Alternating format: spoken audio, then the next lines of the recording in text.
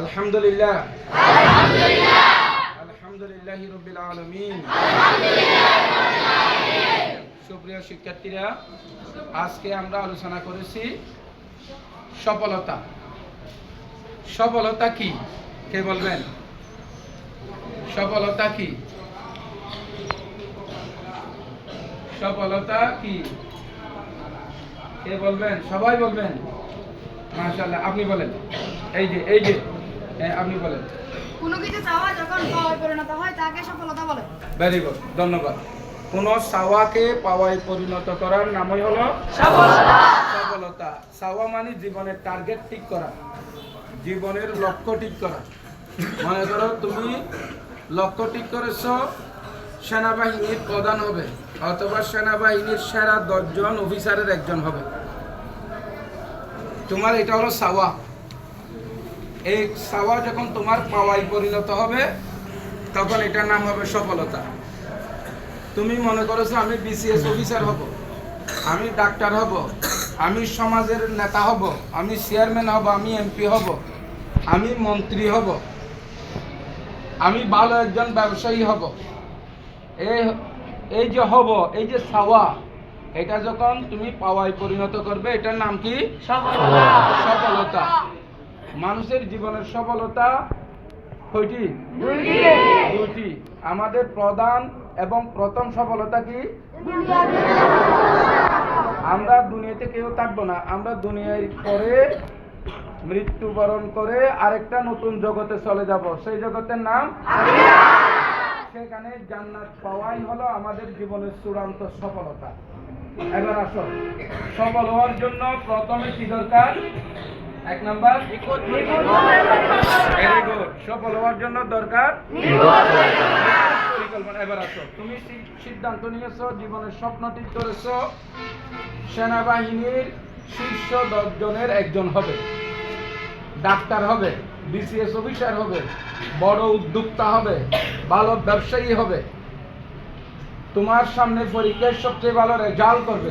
এই ধরনের এক একজনের এক একটা টার্গেট আছে। তো তুমি কখন তোমার এই চাওয়া, এই টার্গেটকে পাওয়ায় পরিণত করতে পারবে? যদি তোমার নিখুঁত পরিকল্পনা থাকে। যেমন তুমি মনে করছো আমি এই পরীক্ষায় A+ পাবো, আমি A+ পাওয়ার জন্য পড়বো, তাইলে তোমার পড়াটা চলে আসতেছে।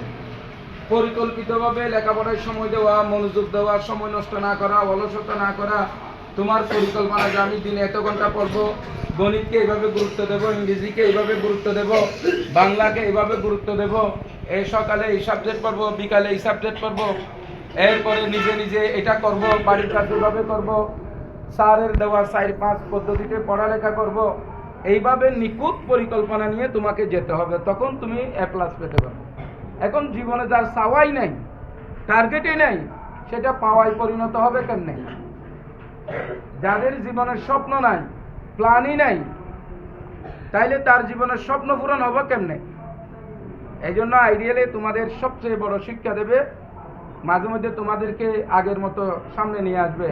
যে সেনাবাহিনীর মেজর জেনারেল হতে চাও, তাকে বলবে এখানে আসো। মনে করে এরা সবাই সেনাবাহিনীর বড় বড় অফিসার, তুমি চেয়ারে বসবে, তাদেরকে লেকচার দেবে, তাদেরকে ডিরেকশন দেবে, নির্দেশনা দেবে, মনে মনে ভাববে আমি এখন সেনা প্রধান।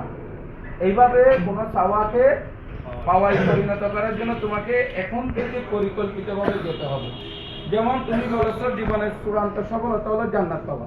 খেয়াল করো, তো তুমি যদি জান্নাত পেতে চাও তাহলে তোমার একটা নিখুঁত পরিকল্পনা থাকতে হবে না? সেটা কি? জান্নাত পাওয়ার জন্য তোমাকে 5 ওয়াক্ত নামাজ পড়তে হবে, অর্থ বুঝে বুঝে কোরআন পড়তে হবে, সুন্দর আচরণ করতে হবে, জীবনে কখনো কারো ক্ষতি করতে পারবে না। যেমন আমরা তোমাদেরকে শিখিয়েছি সুন্দর আচরণের 5টি বৈশিষ্ট্য। 1 নাম্বার, আমার কারণে কারো ক্ষতি হচ্ছে কিনা বিবেচনা করা। কারণ কোনো কারণে যদি তোমার একদিন নামাজ গ্যাপ হয়ে যায় বা দেরি হয়, আল্লাহর কাছে ক্ষমা চাইলে ক্ষমা পাবে। কিন্তু কোনো বন্ধুকে যদি তুমি আঘাত দিয়ে থাকো, তার একটা টাকা চুরি করে থাকো, তার একটা কলম নিয়ে থাকো, অথবা কথা দিয়ে মনে আঘাত দিয়ে থাকো, সেটা সে মাফ না করলে আল্লাহ মাফ করবে না। তো তাইলে আল্লাহ যদি সেটা মাফ না করে তাকে মাফ করে দিতে হয়, তাইলে তুমি কিয়ামতের ময়দানে তার কাছ থেকে মাপ চাওয়ার জন্য খুঁজতে খুঁজতে একটা বিষয় আছে না, এবং সে মাফ করে দিলে তো ভালো, না করে দিলে তো বিপদ।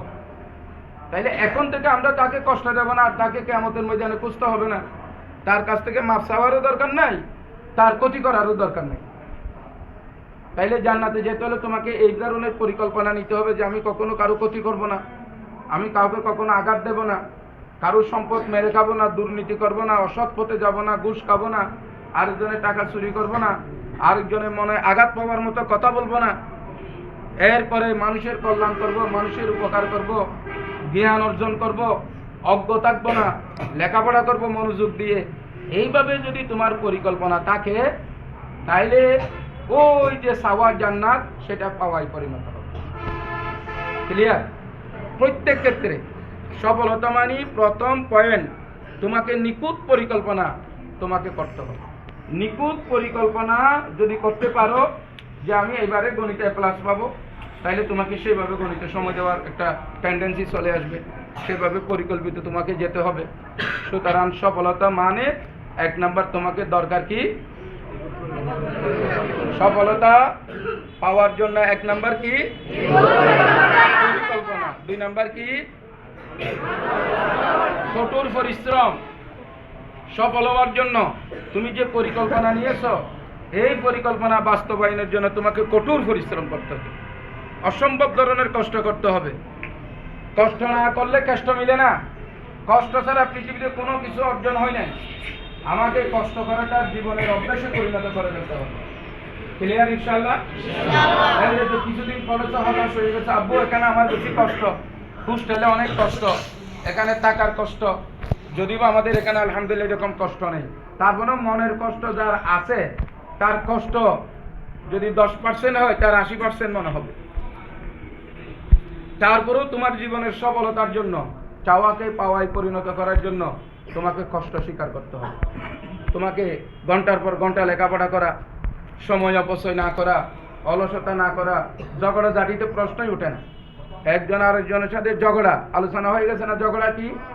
তাইলে আমরা তো আর কোনোদিন ঝগড়া করবো না। ঝগড়া পশুত্বের স্বভাব। আমি পশুত্বের স্বভাব আমার ভিতরে ধারণ করব, নাকি সফল মানুষের স্বভাব ধারণ করব? কোনটা করব? সফল মানুষের। যদি আমরা সফল মানুষের স্বভাব ধারণ করি তাইলে তো আমরা সফল হব। পশুত্বের স্বভাব নিয়ে তো মানুষ মনুষ্যত্ব অর্জন করতে পারবে না। ক্লিয়ার? এইভাবে ইনশাআল্লাহ আমরা আমাদের চাওয়াকে পাওয়ায় পরিণত করার জন্য যা যা করণীয়, যেমন এরপরে আছে ধৈর্যশীলতা। আমাদেরকে ধৈর্যশীল হতে হবে, আমাদেরকে দানশীল হতে হবে, আমাদেরকে বিনয়ী হতে হবে, আমাদেরকে হিংসা বিদ্বেষ মুক্ত হতে হবে। আমরা গর্ব অহংকার করতে পারবো না। আমরা পৃথিবীর একটি শ্রেষ্ঠ জাতি হওয়ার জন্য, এই পৃথিবীর সফল মানুষ হওয়ার জন্য যা যা অর্জন করা দরকার সব এই প্রতিষ্ঠান থেকে আমরা অর্জন করে নেব ইনশাআল্লাহ। আমাদের সবাইকে সফল হওয়ার, নিজের জীবনের প্রতিটি চাওয়াকে পাওয়ায় পরিণত করার তৌফিক দান করুন। তৌফিক ইল্লা বিল্লাহ। আসসালামু আলাইকুম ওয়া রাহমাতুল্লাহ। ধন্যবাদ।